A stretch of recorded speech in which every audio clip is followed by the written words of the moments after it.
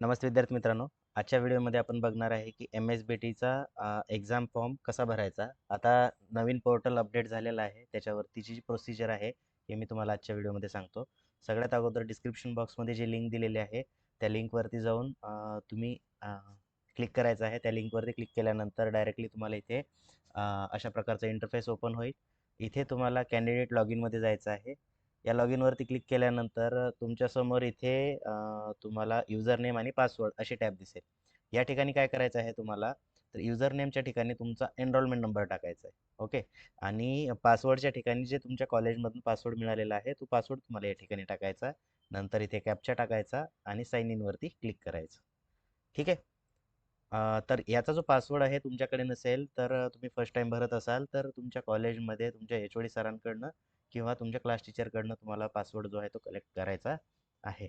User name हा तुमचा enrolment number राहतो. ओके. मी हे फिल करून घेतो. सर्व डिटेल या ठिकाणी मी टाकलेले आहे. यानंतर साइन इनवरती क्लिक करायचं. साइन इनवरती क्लिक केल्यानंतर अशा प्रकारचा इंटरफेस येईल तुमच्यासमोर. या ठिकाणी तुम्हाला म्हणेल की रिसेट पासवर्ड पेज. ओके. तर या ठिकाणी तुमचा पासवर्ड जो आहे तो तुम्हाला काय करायचा आहे, रिसेट करायचा आहे. ओके. तर या ठिकाणी मी जुना जो पासवर्ड होता तो पासवर्ड टाकतो.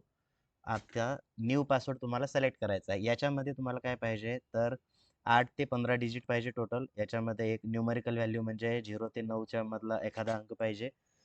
प्लस A to Z मधला स्मॉल लेटर पाहिजे, प्लस कॅपिटल लेटर पण पाहिजे आणि स्पेशल सिम्बॉल पण पाहिजे. फॉर एक्झाम्पल म्हणून मी सांगतो, एखाद्या मुलाचं नाव जर अमर असेल तर अमरचा A कॅपिटल ठेवा, बाकीचे स्मॉल @1 2 3 किंवा तुमचं जे डेट ऑफ इयर असेल हे असं सिम्पल पासवर्ड तुम्ही ठेवू शकता, जेणेकरून तुमच्या लक्षात राहील. ओके. याचा जो आहे तो याचा मी पासवर्ड मी टाकतो.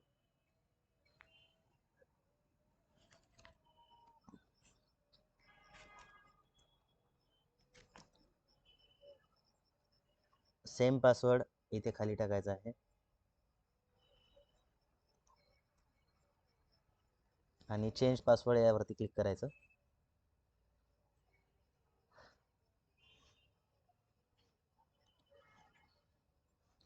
पासवर्डवरती क्लिक केल्यानंतर तुम्हाला परत हे लॉग इनचं पेज ओपन होईल. कॅन्डिडेट लॉग इनमध्ये जायचं. तुमचा जो एनरोलमेंट नंबर होता तो एनरोलमेंट नंबर टाका आणि पासवर्ड जो आता तुम्ही चेंज केलेला आहे तो पासवर्ड या ठिकाणी टाकायचा. त्यानंतर कॅप्चा टाकायचा आणि साइन इनवरती क्लिक करायचं. साइन इनवरती क्लिक करा. साइन इनवरती क्लिक केल्यानंतर अशा प्रकारचा इंटरफेस येईल. ओके. या ठिकाणी ABCID तुमचा शो करेल आणि इथे तुम्हाला व्हेरीफाईडचा सिम्बॉल येईल. ओके. त्यानंतर बघा, तुम्हाला काय करायचं आहे तर लक्षात घ्या, इथे 3 आडव्या रेषा आहेत लेफ्ट साईडला कॉर्नरला वरती, याच्यावरती क्लिक करायचं आणि इथे तुम्हाला जायचं आहे खाली fill and print exam form. इथे दिसते खाली तुम्हाला एक्झाम फॉर्म फॉर समर जर असं आलं तर याच्यावरती क्लिक करा. तुम्हाला फिल अँड प्रिंट एक्झाम फॉर्मचा ऑप्शन येईल, याच्यावरती क्लिक करा. इथे क्लिक केल्यानंतर इन्स्ट्रक्शन्स आहेत तुमच्यासाठी. या इन्स्ट्रक्शन्स तुम्हाला वाचायचे आहेत. ठीक आहे. हे इन्स्ट्रक्शन्स वाचल्यानंतर पुढे बघा, इथे तुम्हाला दिसतील सेमिस्टर आहे ना. इथे तुमची स्कीम दिसेल ME4K या स्टुडंटचं आहे. जर तुमचा बॅकलॉग असेल तर ME4Kच्या वरती ME3K असेल. सेकंड सेमिस्टर पण असेल तर ते वरती स्कीम त्या ठिकाणी दिलेली असेल. ओके. तर त्यानुसार तुम्ही काय करायचं, इथं ब्ल्यूमध्ये ME4K स्कीम दिसेल, याच्यावरती क्लिक करायचं. क्लिक केल्यानंतर तुम्हाला तुमचे सब्जेक्ट्स या ठिकाणी शो होतील आणि फीस जी आहे हे 850 रुपये एका सेमिस्टरची तुम्हाला या ठिकाणी शो होईल है ना. सब्जेक्ट वगैरे चेक करायचे. जर तुम्ही फायनल इयरला असाल तर फायनल इयरच्या मुलांना इथे तुम्हाला इलेक्टिव्हचा ऑप्शन असेल आणि त्यात 3 सब्जेक्ट असतील इलेक्टिव्हचे, त्यापैकी एक तुम्हाला सिलेक्ट करायचा आहे. तुमच्या कॉलेजमध्ये कन्फर्म करून तुम्हाला तो सिलेक्ट करा. बाकी जे first year second year backlog जेवढे सर्व मुलं असतील सर्वांना फक्त काय करायचं आहे तर एक्झाम फी जी आहे 850 रुपये, इथे सबमिटवरती क्लिक करायचं. ओके. सबमिटवरती क्लिक केलं की तुमचा फॉर्म जो आहे तो एक्झाम फॉर्म सबमिट होईल कॅन्डिडेट लॉग इनमध्ये. बघा, इथे आता तुम्हाला ब्ल्यू शो करत नाही. इथं जर क्लिक करायला गेलं तर क्लिक पण होत नाही, म्हणजे तुमचा फॉर्म या ठिकाणी सबमिट झालेला आहे.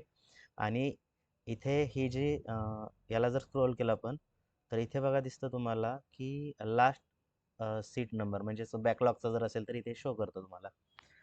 इथे लास्ट एक्झाम दिलेले आहे 2026 मधली 01. ओके, म्हणजे पहिलं सेमिस्टर. आता इथे बघा कॅन्डिडेट कन्फर्म काय दिलं इथं कन्फर्म म्हणून. ओके, त्याच्यानंतर तुमचं इन्स्टिट्यूट कन्फर्मेशन असतं RBTA कन्फर्मेशन. अशी एवढी प्रोसेस व्हायची बाकी आहे. तुम्ही आता कॅन्डिडेटच्या लॉग इनमधून आपण कन्फर्म केलेलं आहे म्हणजे तुम्ही स्टुडंटच्या लॉग इनमधून एक्झाम फॉर्म भरलेला आहे. इथपर्यंत ही प्रोसेस तुम्हाला करायची होती. ही प्रोसेस कंप्लीट झाल्यानंतर तुम्हाला याची प्रिंट काढायची आहे. आता प्रिंट कशी काढणार तर इथं ऑप्शन मिळतं प्रिंटचं. प्रिंटचं ऑप्शन आल्यानंतर इथे चेक करायची इन्फॉर्मेशन वगैरे सर्व ओके आहे.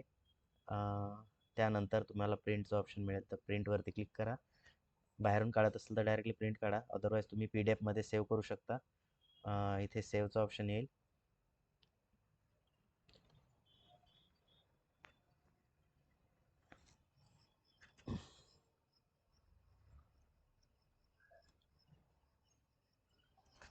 तर रिनेम करून सेव्ह करू शकतो. अशा प्रकारे तुमचा एक्झाम फॉर्म जो आहे तो सेव्ह झालेला आहे. सेव्ह झाल्यानंतर आता तुम्ही म्हणाल की सर आम्ही फीस तर भरलेली नाही, तर फीस ही तुम्हाला तुमच्या कॉलेजमध्ये जाऊन भरायची आहे. त्यासाठी हा फॉर्म जो आहे तो याची प्रिंट काढायची. तुमच्या कॉलेजमध्ये जसं पेमेंट चालत असेल, कॅश चालत असेल तर कॅश, ऑनलाईन चालत असेल तर ऑनलाईन करा. आणि त्याची रिसिप्ट जी आहे ती रिसिप्ट प्लस हा फॉर्म या दोन्हीची प्रिंट तुमच्या कॉलेजमध्ये सबमिट करा. मग तुमच्या कॉलेजमध्ये सबमिट झाल्यानंतर सर्व विद्यार्थ्यांचे जमा झाल्यानंतर काय करतील तर तुमच्या कॉलेजमध्ये ते फॉर्म भरतील आणि पुढे कन्फर्मेशन करतील. इन्स्टिट्यूट कन्फर्मेशन झाल्यानंतर RBT कन्फर्मेशन होईल. लक्षात घ्या विद्यार्थी मित्रांनो, ही प्रोसेस झाल्यावर जर तुम्ही आता आजपासून तर एक्झाम फॉर्म स्टार्ट झालेले आहेत. ही शेवटची डेट असेल याची 12 फेब्रुवारी. ओके, 12 फेब्रुवारीपर्यंत जर तुम्ही फॉर्म भरला तर तुम्हाला नॉर्मल ₹850 फीस लागेल. ओके, आणि जर पुढे सपोज इथे बघा 2 ते 12 फेब्रुवारीपर्यंत नॉर्मल फीसमध्ये म्हणजे 850 फीसमध्ये होणार आहे. नंतर 15 आणि 14 आणि 15 फेब्रुवारीला जर पेमेंट केलं तुम्ही तर ₹200 एक्स्ट्रा लागतील म्हणजे 850 प्लस 200 एका सेमिस्टरला किती लागतील तर ₹1050 लागतील. ओके, आणि जर तुम्ही 17 ते 19 फेब्रुवारीच्या दरम्यान भरलं तर एका सेमिस्टरला तुम्हाला ₹1500 फाईन लागेल प्लस ₹850 एक्झाम फॉर्म वेगळे है ना. तर अशा पद्धतीनं तुम्हाला फी भरावी लागेल. या 19 फेब्रुवारीच्या नंतर तुमचे एक्झाम फॉर्म भरता येणार नाही. ठीक आहे. त्यामुळे 2 ते 12 फेब्रुवारीच्या दरम्यान तुम्ही एक्झाम फॉर्म भरून घ्या आणि कॉलेजमध्ये तो सबमिट करा. ठीक आहे. आय होप तुम्हाला समजलं असेल. भेटू आपण नेक्स्ट व्हिडिओमध्ये. थँक्यू.